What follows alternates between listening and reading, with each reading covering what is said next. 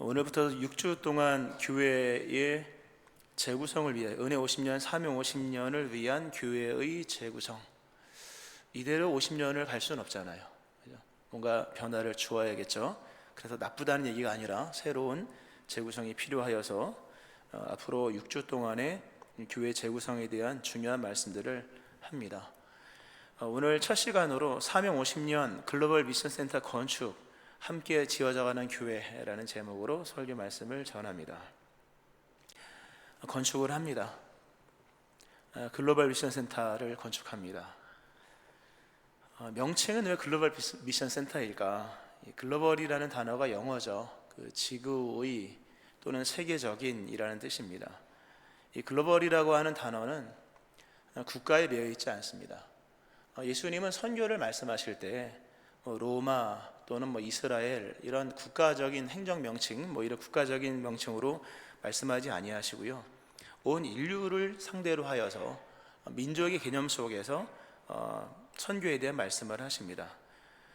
그런 부분에서 우리 교회도 세계 이해를 하나의 영적인 관점으로 이해하면서 영혼 구원과 복음 전파를 위한 개별 국가 차원이 아니라 전 인류적 차원으로서 좀 그렇게 하고요. 그리고 선교라는 것은 원래 글로벌한 것입니다. 그런가 하면 미션이라는 단어가 들어가죠. 글로벌 미션인데요. 미션은 교회의 이해 기반을 선교적 기반에 둔다는 겁니다. 교회를 예배로 이해하는 것 중요하고 교회를 친교와 사귐의 공동체로 이해하는 것도 매우 중요하지만 다 중요합니다. 그러나 교회의 이해를 선교적 기반에 둔다는 의미는 굉장히 중요한 것입니다. 우리가 옆에다가 이제 글로벌 미션 센터를 건축을 하는데요. 우리에게 가장 유리한 선교지를 만드는 것입니다. 우리가 선교를 캄보디아 선교를 가고 아직 러시아는 못 갔습니다만 때가 되면 갈 것인데요. 어떤 선교지든 간에 우리한테 유리한 선교지는 별로 없습니다. 다 거기에 맞춰서 채비를 하고 준비를 하고 쌓아가야 되고 거기서 무슨 일이 일어날지 알지 못하는 상황 속에 선교를 진행을 합니다. 중요하고요. 그런 것이 원래 선교이니까. 그러나 적어도 어느 한 곳에는 우리에게 가장 유리한 선교지가 있어야 될 것입니다. 바로 글로벌 미션 센터입니다. 가장 잘 갖춰진 선교지로서의 의미도 있습니다. 선교지에 가면 다 돌발적인 상황 속에서 아무리 많은 준비를 해가도 늘 이렇게 뭐가 변수가 생기지만 가장 잘 갖춰진 선교지, 우리에게 가장 유리한 선교지로서 글로벌 미션 센터를 건축을 하는 것입니다. 그런 의미가 가장 크고요. 교육관을 짓는 것도 아닙니다. 왜냐하면 어린아이들을 그 교육적 관점으로만 이해하는 것은 너무 대한민국적입니다. 교육도 중요하지만 기본적으로 선교 대상으로 이해를 해야 할 것은 양육, 제자 다 중요합니다만 먼저 살려야 됩니다. 복음을 통하여 영혼을 살리고 난 이후에 그 다음에 아이들에게 교육이 들어가는 것입니다. 우리가 아이들을 교육부로만 생각하면요 충만한 이해가 될 수가 없습니다. 그들에게 교육이 필요한 것은 맞지만 그들에게도 필요한 것은 복음입니다. 근데 아이들은 태어나서 복음을 한 번도 못 들은 아이들이잖아요. 여기 선천적으로 복음 듣고 태어난 사람이 누가 있겠습니까? 저도 모태신앙이지만 뱃속에서 복음 듣고 나온 게 아니거든요. 다 후천적으로 선교적 접근 속에서 베푸신 하나님의 복음의 증거로 말미암아 어느 순간에 믿게 된 것이고, 그리고 교회를 꾸준히 어렸을 때부터 다니다 보니까 성경을 좀 알게 되는 거죠. 교육은 뒤따라오는 것이고 먼저는 복음을 듣지 못한 영혼들에 대한 선교적인 복음 전파가 필요한 것입니다. 그러므로 교육부에 대한 이해도 무슨 학교 개념으로만 생각하면 절대로 안 됩니다. 선교적 개념으로서 아이들에게 복음을 심겨주고 그리고 그들에게 선교적 마인드가 심겨지는 이런 개념으로 이해를 해야 될 것입니다. 상세한 내용들은 나중에 더 길게 차차 오늘 말고요. 또 그런가 하면 해외 선교지를 위한 장으로서 선교를 하기 위하여 선교의 장으로 미션이 들어가는 것입니다. 선교는 해야죠. 선교는 어디에서 시작되는가 하면 교회에서 출발이 됩니다. 우리가 단기 선교를 10번을 갔는데요, 캄보디아로 가서 시작된 게 아니라 여기서 치밀한 준비 속에서 시작이 된 것이기에 더 많은 해외 선교를 위한 장으로, 그리고 우리 외국인 영어 예배도 있잖아요. 그런 여러 의미가 담겨 있고요. 또 이 미션이라는 단어가 이제 선교 또는 그 명령 또는 사명이라고 될 수 있겠는데요. 교회가 선교적인 교회로 이해가 되면요, 탈바꿈이 되면 원래 선교라고 하는 것은 인간의 계획에 제한받지 않는 특징이 있습니다. 어떤 변수가 있어도요, 선교의 마음을 갖고 있으면 다 넘어갑니다. 다 할 수 있습니다. 왜냐하면 선교사들은 또는 선교의 마음은 목숨을 내놓고 하는 거거든요. 목숨을 내놓고 순교자가 될 각오를 하고 나의 생명조차 조금 더 귀한 것으로 여기지 아니하노라라는 그 사도 바울의 마인드가 선교사의 마인드잖아요. 복음을 가지고. 그런 사람들은요, 막을 수 없는 사람입니다. 어디에 던져놔도 다 감당을 해나갑니다. 왜냐하면 이미 하나님 앞에 자신을 드렸기 때문에. 그러니까 선교는 인간의 계획에 제한받지 않아요. 우리의 계획이 틀어지고 우리의 생각보다 빗나간다 할지라도 선교의 마인드가 있으면요, 못할 일이 없는 겁니다. 한계 없는 선교만이 한계가 없는 겁니다. 다른 건 다 한계가 있어요. 계획이 있고 뭐 이런 것 때문에. 그래서 우리가 미션이라는 이 개념 속에서 교회를 이해한다면 우리 교회는 정말 능치 못함 없는 교회가 되어질 것입니다. 센터라고 하는 단어는 너무 잘하는 말이죠. 이게 원래는 이제 중심 또는 뭐 핵 이런 뜻도 있더라고요. 우리 교회가 세계 선교의 중심이 되어야 될 것입니다. 물론 우리가 열방을 다 책임진다는 것은 아니지만 적어도 이 세상에 존재하는 어느 지역 또는 어느 종족, 어느 마을이든 간에 인류 역사 속에 그 마을에 복음이 처음으로 들어간 역할을 했던 그 복음을 가지고 들어갔던 역할을 우리 교회가 한 번쯤은 해야 됩니다. 이미 복음이 세상에 많이 증거되어서 많은 곳에 복음이 이미 증거되어서 우리가 후발자로서 복음을 증거하는 경우도 있으나 적어도 어느 한 지점 또는 그 이상의 지점 속에 그들의 인류 역사 속에 그들의 기나긴 역사 속에 예수 그리스도의 복음을 우리는 푸른 수성상교회로부터 처음 들었다. 이러한 일을 교회가 해야 될 것입니다. 할렐루야. 그런 의미 속에서 글로벌 미션 센터라는 명칭을 쓴 것이고요. 참고로 오늘 설교 말씀은 그렇게 비전적인 것을 상세하게 설명하지 않습니다. 그게 중요한 게 아니기 때문입니다. 그래서 내용을 이 정도로만 설명하고요. 규모는 400평씩 3층을 지으려고 합니다. 400평씩 3층이면 어느 정도 규모냐면 현재 건물의 2배입니다. 이 건물이 지금 우리가 사용하는 건물이 200평씩 4층으로 올라간 거거든요. 근데 4층은 유아실이 있기 때문에 4층인 것이고 실제로는 1층, 2층 본당, 그 다음에 3층 식당인 거예요. 그리고 이제 중간에 유아실이 있어서 4층 됐습니다만, 그러니까 현재 건물의 2배입니다. 2배 조금 더 될 겁니다. 410 몇 평이 될 것 같습니다. 400평씩 3층을 짓고요. 배치는 1층과 2층에는 가장 가까이 있어야 할 선교지가 만들어질 겁니다. 가장 가까이 있어야 할 선교지. 그래서 아이들, 학생들, 청년들, 또 영어, 어른들의 사귐의 공간도 들어갑니다. 당연히 사귐이 있는 공동체, 예배, 선교, 사귐을 위한 공간도 들어가고요. 그리고 3층에는 본당이 들어갑니다. 예배당이 3층으로 갑니다. 예배가 때로는요 미스바 대성회가 되어야 합니다. 지금은 우리가 예배를 유치부, 유년부, 초등부, 중고등부, 청년부 이렇게 나누고, 청년부는 3부 예배입니다만 나눠서 합니다만 그게 다 좋다고 말할 수가 없는 거예요. 성경에서 그 시대의 부흥을 일으킬 때를 보면 요엘서나 사무엘을 보면 미스바 대성회가 있습니다. 그때는요 젖먹이 어린아이까지 다 나오는 것입니다.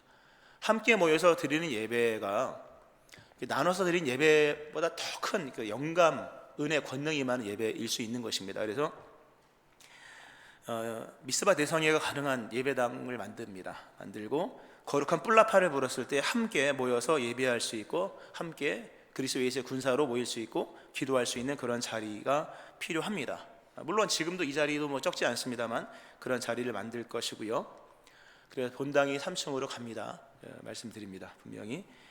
비용은 얼마나 들까? 비용은 많이 들어가겠죠, 당연히. 우리가 현재 사용하고 있는 지금 우리 푸른수산 교회 이 건물은 대략 계산해 보니까 45억 정도 들었습니다. 땅값까지 포함해서요. 땅값까지 포함해서 45억이 들었습니다. 땅을 사고 건축을 하는 총액을 대략 해보면 45억, 46억 정도 들었습니다. 많이 들었죠? 이거보다 훨씬 많이 들겠죠, 당연히. 정확한 금액은 나오지 않았기 때문에 분명하지 않은 것은 얘기하지 않고요. 분명한 것만 얘기를 했습니다. 비용은 들어갑니다. 힘들지 않겠냐? 힘들죠, 당연히. 그러나 은혜가 있다면 감당할 것입니다. 은혜가 감당케 하신 역사를 우리가 보온 거잖아요. 지금까지요.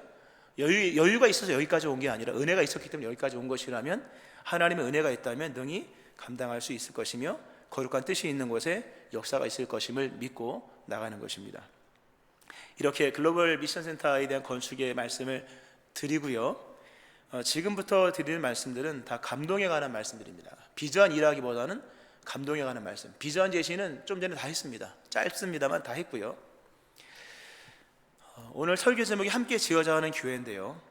말씀을 전하면 사도행전 15장을 보면 이후에 내가 돌아와서 다윗의 무너진 장막을 다시 지으며 또 그 허물어진 것을 다시 지어 일으키리니라는 말씀이 나옵니다. 하나님께서 내가 다시금 돌아와서 다윗의 무너진 장막을 다시 짓고 그 허물어진 것을 다시 지어 일으킬 것이다. 물론 이것은 그리스도 예수께서 오셔서, 다윗으로 예표되었던 그리스도 예수께서 오셔서 만민을 구원하시는 그 하나님의 거룩한 성전을 자신의 피값으로, 자신의 죽으심과 부활로 짓는 그런 예언의 말씀이죠. 당연히 그런 말씀은 기본 말씀, 중요한 말씀이고요. 중요한 이겁니다. 왜 하나님은 그토록 다윗을 그리워하셨을까? 하나님은 늘 다윗을 그리워하시고 다윗의 장막을 그리워하십니다. 이상하지 않습니까? 이스라엘에 하나님의 전을 출입하여서 예배드렸던 사람들이 얼마나 많습니까? 성전을 출입한 사람은 다윗만 있는 게 아니었거든요. 성막이 만들어지고 최초의 대제사장이었던 아론부터 시작하여서 이름도 알 수 없는 무수한 대제사장들과 제사장들이 성전을 출입했고, 때로는 왕들도 출입했고, 또 성막도 다윗 때는 성막이었으나 솔로몬 시대엔 성전이었고, 수르바벨이 2차 중건했고, 헤롯 시대는 거의 대성전이었거든요. 근데 그럼에도 불구하고 하나님은 그 무수한 사람들, 그 의리의리한 성전 대신에 늘 다윗과 다윗의 장막만 그리워하는 겁니다. 나는 아직도 다윗이 그립고 다윗이 장막에서 드렸던 예배가 나는 너무 그리워. 의미가 큽니다. 왜 그렇게 다윗을 그리워하셨을까? 그것은 시편 23편 6절에 그 답이 나옵니다. 우리가 지난주 시편 23편 6절에 관한 말씀으로 설교를 했는데요, 거기 이런 말씀이 있습니다. 내 평생의 선하심과 인자하심이 반드시 나를 따르리니 내가 여호와의 집에 영원히 살리로다. 내 평생의 선하심과 인자하심이 반드시 나를 따르니 내가 여호와의 집에 영원히 살리로다. 지난주에도 함께 지어져가는 교회 개념으로 설교를 했습니다만, 지난주는 이제 시편 23편 강의 맨 마지막 부분에서 초점을 하나님의 선하심과 인자하심이 우리를 공격적으로 쫓아온다, 하나님이 공격적으로 은혜를 베푸셔서 우리를 그의 집에 거하게 하신다는 말씀을 드렸고요. 그건 지난주니까. 다윗이 거기서 고백했던 것이 내가 여호와의 집에 영원히 살리로다. 여호와의 집을 출입하는 사람들은 무지 많았습니다. 그런데 다 출입해 갔다가 오는 거예요. 어디로? 집으로, 자기 집으로. 예배를 드리러 가서 예배 드리고 어디로? 자기 집으로. 필요할 때 가서 기도하고 응답받고 어디로 갑니까? 자기 집으로. 다 그런 거였어요. 물론 귀합니다. 근데 유일하게 다윗은 그 집에서 살고 싶은 것입니다. 하나님의 집에서. 나 비록 하나님의 성전에 영원토록 거할 수는 없으나 나는 내 집에 거하는 것보다 나는 하나님의 집에 거하기를 나는 원합니다. 나는 주의 집에서 영원히 살기를 원합니다 하면서 그에게 성전, 우리식으로 교회가 출입하는 곳이 아니라 거하는 곳으로 생각을 했다는 거예요. 예배자가 많습니다만 예배를 드리고 얼른 집으로 간다는 개념으로 드리는 예배와 나는 교회가 나의 집이야, 나는 거기서 비록 1시간, 2시간밖에 머물지 못하지만 나는 거기서 거하는 마음으로 예배를 드려, 예배는 다를 것입니다. 다윗, 내가 여호와의 집에 영원히 살리로다. 이 야샤브, 거주하다는 뜻이에요. 거주하다. 다 여러분 거주하시잖아요. 여러분의 집에 거주지는 한 곳밖에 없습니다. 두 곳일 수가 없어요. 물론 1가구 2주택도 있긴 합니다만 그래도 많이 사는 곳이 있을 겁니다. 거주지는 한 곳밖에 없는 다윗은 선택하라. 나는 하나님의 전. 그런 마음으로 하나님의 교회에서, 하나님의 전에서 예배를 드리는 그 다윗의 마음을 하나님이 기뻐하시는 거죠. 우리가 그런 부분에서 다윗이 여호와의 집을 건축하려고 했던 것입니다. 하나님의 전에 거하고 싶은 거예요. 우리가 글로벌 비즈니스센터를 건축해야 하는 이유가 어디 있을까? 지금도 뭐 아직 다 찼죠. 이제는 사실요. 차고 넘친다기보다는 이제 다 찼고요. 이제 넘칠 일만 남았는데요. 아직도 뭐 버티면 좀 더 버틸 수 있겠죠. 아무도 미래는 알 수 없는 것이니까. 그러면 우리가 글로벌 위스센터를 건축해야 하는 이유가 어디 있을까? 이 질문에 대한 답을 다시 질문으로 여러분에게 돌리고 싶어요. 그러니까 질문에 대한 답을 질문으로 던져서 여러분 스스로 답을 하시길 바라는 것인데요. 그 질문은 이런 것입니다. 우리는, 아니면 나는 우리 교회에, 푸른선 성교회에 얼마나 거할 생각인가? 나는 푸른숲 성산교회에 얼마나 거할 생각인가? 이게 답입니다. 거하려는 사람들인가, 아니면은 잠깐 머물려는 것인가? 물론 그 시간의 의미는 하나님은 다른 의미가 있기 때문에 시간의 길이로 거했다 말았다를 얘기할 수 없는 것입니다. 1년을 다녀도 거하려는 사람처럼 다니는 사람은 1년이라는 시간이 상당히 긴 의미가 있는 것이고, 50년을 교회를 다녀도 그냥 다니는 것에 불과하다면 말 그대로 다닐 뿐입니다.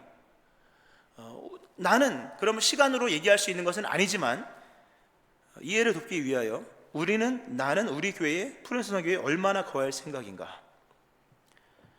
여호와의 집에서 영원히 살리로다, 이 마음이 있다면 다른 얘기가 통한다는 거예요. 글로벌 위스센터의 비전과 건축에 대한 이야기는 분명히 일반적인 이야기는 아닙니다. 그러나 교회를 출입의 개념이 아니라, 또는 잠깐 머물다가 가는 거예요. 군대 갔다 오듯이, 또는 있다가 어디 가듯이, 또는 갈지도 몰라, 이런 마음, 다 귀한 마음이지만 다른 이야기가 전개가 어렵습니다. 그러나 나는 푸른 선상교회에 영원히 거할 거야, 내 평생토록 거할 거야 라는 마음이 있다면 그와는 어떤 이야기가 다 통합니다. 만약 우리가 1년만 다닐 거라고 생각하면요, 물론 그 마음도 감사하죠. 한 달보다 낫고, 그리고 1년만 다녀도 하나님이 부르신 부름의 일들은 다 하고 하시더라고요. 보니까요. 우리 교회도 그 이동이 맞는 교회 중에 한 교회거든요. 아이들 학교 때문에 오신 분도 있고, 또 포항에 영원히 살지 않고 돈 벌어서 서울로 가는 분도 있고, 뭐 그런 거죠. 충분히 인간사가 있는 거니까. 그리고 짧게 거하는 분들도 보면 정성 다하여 충성 다하여 거하려는 마음으로 교회를 다니는 분들이 많습니다. 청년들도 그래요. 청년들도 교회를 사랑하는 마음으로 직장을 이곳으로 잡는 아이들이 있고요. 그런 경우 있습니다. 지금도 있고요. 기간으로 얘기할 수는 없는 것이지만, 만약 우리가 나는 1년만 다닐 거야 라고 말한다면 글로벌 위스센터가 그렇게 의미가 없을 수도 있어요. 그러나 10년을 거할 거라면 의미가 있는 거죠. 왜? 우리 자녀가 한 몇 년 있을 거니까. 만약 우리가 푸른선 교회, 난 50년 다닐 거야. 50년은 길죠, 사실요. 예. 그렇지만 그렇게 우리가 마음을 먹는다면 분명히 다른 이야기가 만들어지는 겁니다. 이게 제일 중요한 얘기입니다. 건축에 대한 공감, 글로벌 위스센터 뿐만 아니라 교회 재구성, 앞으로 60 동안 진행되는 여러 재구성의 이런 일들이 그 공감되어야 될 것인데, 공감은 비전의 제시가 아닙니다. 우리가 글로벌 위스센터를 건축해 이런 비전과 이런 비전을 제시하겠습니다라는 아무리 많은 비전을 제시해도요, 공감은 거기서 일어나는 게 아니라고 말씀하시더라고요. 하나님이 깨닫게 하신 거예요. 원래는 글로벌 위스센터의 비전에 대한 것을 쫙 청사진을 제시를 해야 되는 게 맞습니다. 근데 그게 아닌 거예요. 그 마음이 필요한 게 아니라 여호와의 집에 영원히 살리로다, 이 마음이 필요한 거예요. 여호와의 집에 영원히 거하리로다, 이 마음이 있으면요, 어떤 비전도 다 심겨지는 거예요. 조심스러운 고백이고 아주 개인적 고백이지만 전하지 않을 수 없는 고백이죠. 왜냐하면 감동은 있으니까, 시작된 것이니까요. 또 교회 리더잖아요. 글로벌 위스센터에 대한 건축에 대한 비전을 주시기 전에 먼저 하나님께서 요구하신 마음이 있었습니다. 저한테. 그것은 푸른숲 성산교회에 평생 거하기를 원하는 마음이었습니다. 저에게 푸른 성산교회에서 평생 거하기를 원하는 마음을 하나님이 요구하시더라고요. 물론 당연한 거겠지만 당연하지 않을 수도 있는 것이거든요. 목사는 이동이 있을 수 있는 것이고 그런 거잖아요. 물론 저는 이제 성도가 아니잖아요. 목사이기 때문에 만 70이면 은퇴를 하겠죠. 은퇴 이후에 교회에 머물지는 모르겠어요. 그건 그때 가봐야 아는 거지만, 여기서 말하는 평생은 제가 은퇴할 때까지를 기본적으로 말하는 것입니다. 바라는 바는 죽을 때까지 있고 싶어요. 그러나 이제 그렇게 있으면 또 후임 목사님이 좀 고생 많이 하지 않나, 이렇게 그런 게 또 얽혀 있더라고요. 복잡한 함수가 있어요. 그건 이제 그 이후에라 알 수 없고요. 은퇴할 때까지, 70세까지 얘기입니다. 만 70세까지 얘기입니다.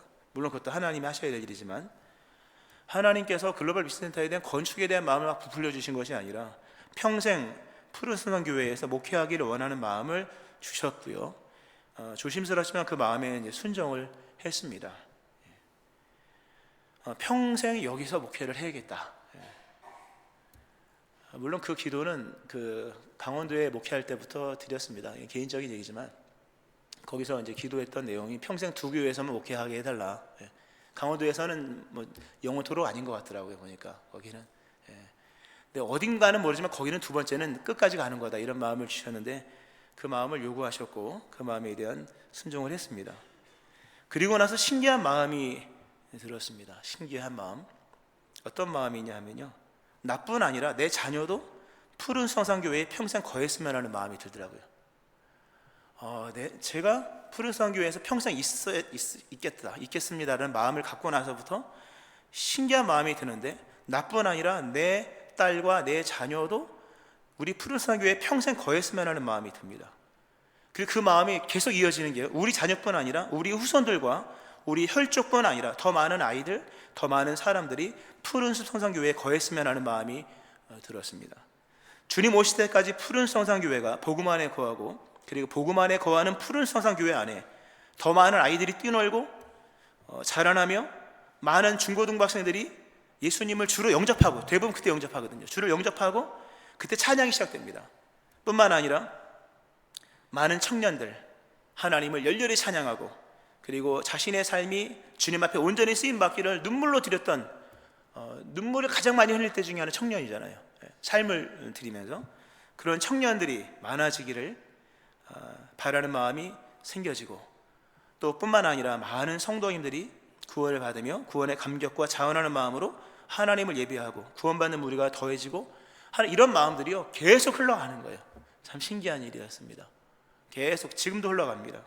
그런 마음이 임하고 또 임하고, 여호와의 집에 살리라, 이 마음이 임하고 또 임하고 또 임하는 중에 어느 순간에 글로벌 미션센터의 건축에 대한 마음이 확정이 되더라고요. 글로벌 미션센터의 건축에 대한 마음이 확정되었다. 예상은 하고 있었습니다. 예상을 할 수 있는 거잖아요. 누구나 다. 그러나 예상과 확정의 차이는 진짜 크더라고요. 계획, 예상만 가지고는요 선포도 되지 않고 고백도 되지 않습니다. 한 발짝도 내디딜 수 없습니다. 인생의 계획은 의미가 없더라고요. 확정된 마음만이 실행을 갖고 옵니다. 하나님이 그런 마음에 확정을 주시더라고요. 확정이 되면 고백하고 선포하게 되고 실행하거든요. 시편에 보면 하나님이여 내 마음이 확정되었고 내 마음이 확정되었사오니 내가 노래하고 내가 찬송하리이다. 내 영광아 깨울지어다. 비파야 수금아 깨울지어다. 내가 새벽을 깨우리로다. 주여 내가 만민 중에서 주께 감사하오며 문나라 중에서 주를 찬송하리이다. 무릇 주의 인자는 커서 하늘에 미치고 주의 진리는 궁창에 일어나이다. 하나님이여 주는 하늘 위에 높이 들리시며 주의 영광이 온 세계 위에 높아지기를 원하나이다. 아멘. 시편 57편이죠. 한 사람의 확정된 마음이요 열방을 향한 비전으로 이어집니다. 하나님을 향한 마음이 확정되어서 당연히 새벽을 깨우죠. 비파와 수금을 깨웁니다. 비파와 수금을 깨울 뿐만 아니라 열방을 깨웁니다. 그리고 주님의 이름이 더 많은 사람들을 통해 높여지기를 원하는 마음이 흘러가는 거예요. 너무 당연한 거더라고요. 경험해 보니까 하나님께서 확정된 마음을 허락하시고 글로벌 미션센터에 대한 비전을 펼쳐가십니다. 비전을 제시하여 모두의 공감을 끌어내는 것은 불가능합니다. 비전보다 더 중요한 것은 교회를 사랑하는 마음입니다. 그리고 하나님을 사랑해야 하는 마음인 것입니다. 성경에 보면 하나님께서요 특히 신명기 요단 건너 가나안 땅 들어가야 될 그 비전이 앞에 있는 그때 그 세대, 신명기는 모압 평지에서의 모세 설교인데, 그때 하나님이 하신 말씀이 뭐냐면 이스라엘아 들으라. 우리 하나님 여호와는 오직 유일한 여호와시니 너는 마음을 다하고 뜻을 다하고 힘을 다하여 너의 하나님 여호와를 사랑하라. 하나님이 사랑하래. 너는 마음을 다하여 하나님을 비전을 품으라가 아닌 거예요, 여러분. 마음을 다해 하나님을 사랑하라. 이스라엘 백성들에게 쉐마 교회에서 가장 중요한, 들으라 이스라엘, 가장 중요한 것, 하나님을 향한 비전이 아니라 하나님을 향한 뜨거운 사랑인 거예요. 놀라운 것은 뜨거운 사랑이 생기면 비로소 그 마음에 비전이 생기는 거예요. 여기서 아무리 청사진이 아니라 컬러풀한 사진을 제시하고 스케일 10분의 1로 줄여서 여기다 교회 모형을 제시하고 앞으로 이런 사회 PPT 브리핑을 한다 해서 비전이 생기는 게 아닙니다. 무모한 일인 거예요. 우리 모두가 하나님을 향한 마음을 갖고 교회를 향한 마음을 충만하게 가지면 그 마음에서 비로소 비전이 생겨나는 거예요. 세상은 비전을 제시하며 마음을 사로잡아요. 설명회에서 투자자 모집하잖아요. 교회가 그러면 되겠습니까, 여러분? 그런 게 아닌 거예요. 비전 제시에서 투자자 모집하는 개념이 아니라는 것입니다. 예수님은 우리의 마음을 준비시키죠. 준비된 마음에 비전을 제시하십니다. 성령이 임한 마음에 예수님의 비전을 제시하십니다. 비전을 달라고 기도하는 학생들이 많아요. 어른들도 많고. 순서를 바꿔야 됩니다. 하나님을 뜨겁게 사랑을 해야 됩니다. 하나님을 뜨겁게 사랑하는 마음을 달라고 기도하셔야 돼요. 그러면 비전은 저절로 솟아나게 되어 있습니다. 할렐루야. 그러니까 하나님을 열심히 찾아야 돼요. 만약 우리가 하나님을 힘써 찾는다면 비전은 모두의 공감이 되어지는 것입니다. 비전을 일일이 다 제시하지는 않습니다. 짧게 제시합니다. 물론 글로벌 미션 센터의 건축을 위한 영적인 로드맵은 짜놨습니다. 다음과 같이 짜놨어요. 첫 번째, 비전과 건축입니다. 오늘이에요. 비전과 건축. 두 번째, 연속적으로 매주마다 하진 않습니다만 결과적으로 6번 할 것인데요. 6번 할 것인데 이 정책과는 또 다른 얘기입니다. 첫 번째, 글로벌 미션 센터에 대한 영적 로드맵이 뭐냐면 첫 번째, 비전과 건축. 두 번째, 연합과 건축.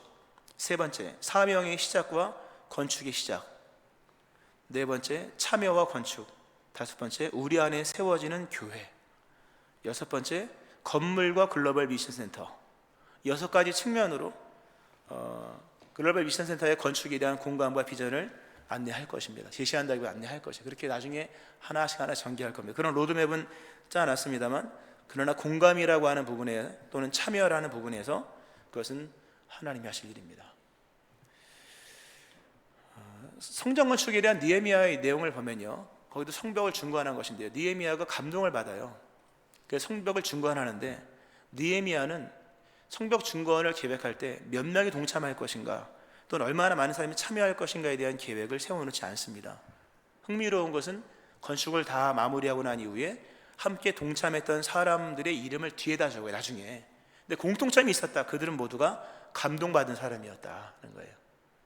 비전과 당위성이 아니라 감동받은 사람들이 다 동참되었는데 그 동참한 인원들은 느헤미야의 계획 속에 없는 것입니다. 물론 하나님에게 있었지만 여기서 비전을 막 제시하지 않을 겁니다.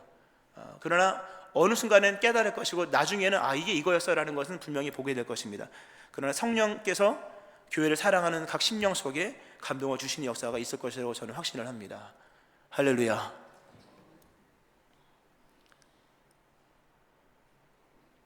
함께 지어져가는 교회인데요, 오늘 본문이 에베소 2장의 말씀인데요, 함께 지어져 간다는 부분을 좀 설명을 드리고 말씀 마치겠습니다. 아까 다윗 얘기를 했는데요, 하나님은 다윗이 죽고 난 이후에도 다윗 생각만 하더라고요. 다윗이 70세까지밖에 못 살았잖아요. 700년도 아니고 그렇게 귀한 다윗이 죽었으면 그럼 다음 사람 얘기를 해야 될 거 아니겠습니까? 근데 하나님은 다윗이 죽었는데도 다윗 얘기만 하는 거예요. 그리고 원래 그런 거지만 예루살렘을 볼 때마다 다윗이 그리운 거예요. 그리고 다윗을 생각할 때마다 예루살렘이 떠오르는 거예요. 그래서 성경 역대하 21장을 보면 하나님이 이런 말씀하십니다. 여호와께서 다윗의 집을 멸하기를 즐겨하지 아니하셨음은 이전에 다윗과 더불어 언약을 세우시고 또 다윗과 그의 자손에게 항상 등불을 주시겠다고 말씀하셨습니다. 무슨 얘기냐면 예루살렘이 너무 죄를 많이 져서 멸망을 시켜야 되는데요, 다윗이 떠올라서 멸망을 못 시키는 거예요. 내가 어떻게 이 예루살렘 성전을 멸망을 시키냐, 여기 다윗이 살던 곳인데. 다윗이 죽었는데도 예루살렘만 보면 다윗 생각을 하고, 그리고 하나님이 다윗 생각을 할 때마다 예루살렘 성전을 생각하는 거예요. 이게 하나님이에요. 이게 하나님은 우리를 보실 때의 관점이라는 거예요. 초점이라는 거예요. 우리는 언젠가 세상을 떠납니다. 그죠? 우리가 사명 50년을 잡았으나 50년 앞으로 50년 더 사실 분 많지 않을걸요? 제가 50이 넘었습니다. 한국 나이로 지금 그러니까 일반 나이로 53입니다. 제가 앞으로 50년 더 살 수 있을지 없을지는 모르겠어요. 그죠? 저보다 나이 많으신 분들은요, 단념하셔야 돼요. 일찌감치 단념하세요. 그렇게 길지 않아요. 그죠? 저보다 연세 많으신 분이 50년 더 살기 쉽지 않을 거예요. 그죠? 우리도 죽는다는 거죠. 저도 죽겠죠. 은퇴하고 나서 얼마 한참 살다가 장수하다가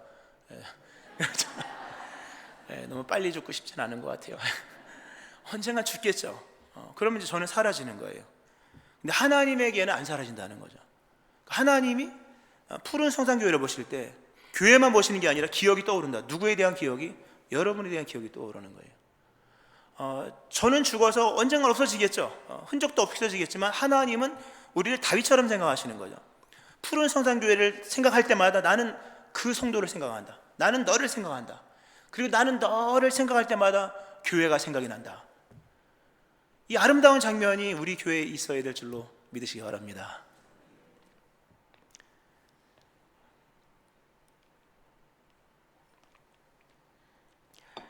하나님의 기억력은 우리의 날수보다 오래 갑니다. 아니, 우리 교회는 우리보다 오래 갑니다. 우리 교회를 건축한 분들이 누군지는 모르잖아요. 누군지 모르죠. 아시는 분들 없을 겁니다. 그러나 하나님은 그 기억이 있는 거예요. 우리는 우리보다 오래 남아있을 교회를 건축하는 겁니다. 그리고 건축은 이걸로 끝나는 게 아니라 앞으로도 계속 뭔가가 이어지는 거예요. 당연한 거예요. 함께 지어져 가느니라. 미완료입니다. 우리는 언젠가는 세상을 떠나겠죠. 오늘은 아니지만, 그러나 교회는 더 오래 남을 것이고 하나님의 기억은 우리를 포함하여 교회를 생각하시는 거죠. 교회를 향한 우리의 헌신은 우리의 날수보다 오래 갑니다. 명심하셔야 됩니다. 우리의 헌신은 오래 가지 않아요. 그러나 그 헌신의 의미와 작용과 영향력은 우리의 날수보다 더 오래 간다. 왜냐하면 하나님의 기억 속에 남아있고 더 중요한 것은 교회에 심겨져 있기 때문이다 라는 겁니다. 나무가 설명이 나더라고요. 나무가 있는데 우리 교회도 나무가 상당히 많습니다. 나무를 보면 나이테가 있습니다. 그 나이테는 참 신비한 것입니다. 우리 교회 앞에 있는 나무들 중에 소나무 이런 나무들은요 100년 넘었습니다. 다. 예전에 우리 건축할 때 소나무 몇 개 피었거든요. 이런 것들, 부득이 나이테를 쳐보니까요 뭐 70 한번 세는 거 좋아하는 사람인데 세봤는데요 70, 80에서도 아직 이만큼이 남더라고요. 100년 넘은 나무들인 거예요. 나무 안에는요 나이테가 있습니다. 100년 전에 그 나무가 지금도 있다는 거예요. 100년 전에 그 나무가 지금도 살아있다. 근데 어디? 맨 가운데. 지금 있는 나무는 100년 전과는 다른 100년 뒤의 나무인 거잖아요. 오늘의 나무인 거죠. 오늘의 나무가 오늘 만들어진 게 아니라 100년 전에 만들어진 거예요. 앞에 있는 나무들은 100년 전에 그 나무가 안에 있는 겁니다. 사라진 게 아닌 거예요. 그리고 그 다음에 만들어진 나무도 또 있는 겁니다. 또 있고 또 있고 또 있어서 나이테만큼 나무가 견고하게 되어지는 거죠. 나무는 혹겹의 나이테로 만들어지는 게 아니듯이 100년이라는 기나긴 나이테를 포함하여 지금 저런 우람한 나무가 만들어지고 태풍이 와도 안 꺾어지잖아요. 이 나무가 100년 정도 될 기간 동안에 뭐 사라도 왔고 얼마나 많은 매미도 왔겠습니까? 안 넘어졌던 것은 그 안에 첫 번째 나이테, 두 번째 나이테, 세 번째 무수한 나이테가 함께 나무를 만들고 있기 때문인 거예요. 나이테는 죽은 게 아닙니다. 배보면 살아있다는 거죠. 우리의 헌신은 사라지는 과거가 아닌 거예요. 고스란히 어딘가에 숨어 있고 기초가 되고 기초가 되어 있고 그리고 겹겹이 쌓여지면서 교회는 점점 하나님 원하시는 나무로 교회로 세워지는 거죠. 실상 나무를 지탱하는 것은 안에 있는 나이테들인 거예요. 우리의 헌신, 우리의 동참, 글로벌 미션 센터뿐만 아니라 해외에도 뭐가 있어야 되겠죠. 더 많은 교회를 세워야 될 것이고 열방을 향해 나가는 이 모든 사역들이 교회를 견고하게 세워나가는 함께 지어가는 교회의 의미인 것입니다. 그러니까 합력, 동참의 의미를 말하는 게 아니라 지금 오늘 설교는요 시간적 의미 속에서 우리가 함께 지어져야 된다. 우리가 거할 날들보다 우리 아이들이 거할 날들이 더 많은 교회를 짓는 거예요. 우리가 살아갈 공간보다 누군지도 알지 못한 우리의 후대들이 살 공간을 만들어가는 거죠. 아마 언젠간 이것도 모자랄 거예요. 우리는 결코 과거로 끝나지 않고 여전히 교회 속에 남아있는 존재가 되는 것입니다. 하나님께서 예루살렘을 보실 때마다 다윗을 기억하셨듯이 우리 교회를 향한 우리의 헌신과 건축과 비전과 선교 이런 것들은 사라지는 것이 아니라 우리 교회의 주인이신 그리스도 예수님의 기억 속에 변함없이 존재하는 모습으로 남아 있는 것입니다. 물론 건축은 쉽지 않습니다. 더 많은 수고가 필요할 거예요. 현재 여러분 우리 모두가 쓰고 이 푸른스낙 이 본관 짓는 것도요 쉽지 않았습니다. 지금은 의외롭게 콧노래를 부릅니다만 콧노래 하나도 안 나왔었어요 옛날에요. 그런 시간이었었거든요. 근데 어찌 여기까지 왔어요? 근데 우리가 한 게 아니라 물론 수고는 많이 했죠. 모두가 많이 했으나 하나님의 은혜인 거예요. 사도 바울이 이런 고백을 합니다. 고린도서 15장에서 내가 나된 것은 하나님의 은혜로 된 것이니 내게 주신 그 은혜가 헛되지 아니하여 내가 모든 사도보다 더 많이 수고하였으나 내가 한 것이 아니요 오직 나와 함께 하신 하나님의 은혜로라. 이 건축할 때도 많은 수고가 필요했습니다. 그러나 그것이 고생이라고 생각해 본 적은 없습니다. 왜냐하면 우리와 함께 하신 하나님의 은혜이기 때문입니다. 글로벌 위시센터를 건축하면요 더 많은 수고가 필요할 거예요. 그건 당연한 거죠. 머릿속으로 뭔 얘기인지 아실 거예요. 그렇죠? 건축을 하면 많은 것들이 헌신이 들어갈 겁니다.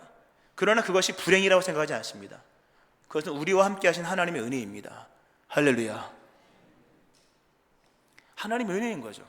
그러면서 하나님의 세계는 펼쳐지는 것이요 하나님의 나라는 확장되어지는 것입니다. 말씀했습니다. 결론은 제가 읽어드릴게요. 은혜 50년, 사명 50년을 볼 때 사명 50년의 세대는 지금부터 시작되는 것이며 그 사명 50년을 갈 세대들이 이미 탄생되고 있다. 참고로 제가 설교를 중략을 했습니다. 어떤 내용이 들어가는지 일부를 들어보면 거긴 좀 더 길게 나왔는데 설교가 너무 길더라고요. 중략인데요. 글로벌 미션 센터 안에서 이미 성령 받은 어린 자녀들의 노래소리와 그리스도 예수께 생애 비전을 걸고 삶을 드리는 청년들의 찬양과 눈물의 기도소리, 그리고 손주를 축복해주는 꿈꾸는 늙은이 야곱처럼 원로들, 노인들이 아이들을 안고 축복해주는 소리가 들린다.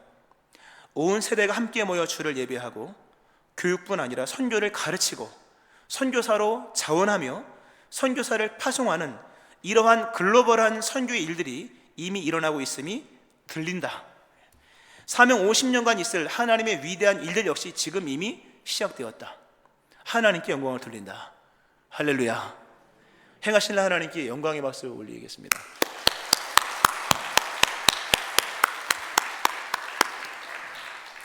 함께 지어져가는 여러분 되어지기를 주의 이름으로 축원합니다. 아멘. 기도하시겠습니다. 주의 집에 영원히 거하기를 원합니다. 하나님의 나라와 의가 이곳에 세워지기를 원합니다. 선교의 거점이 되기를 원하고 구원의 자리가 되어지기를 원합니다. 성령께서 모든 이들의 마음에 공감을 주시고 하나님의 계획이 비전 속에 우리에게 임하며 함께 지어져가는 교회로서 이 일을 잘 감당할 수 있게 하여 주옵소서. 주님을 기대합니다. 영광을 돌리며 예수님 이름으로 기도합니다. 아멘.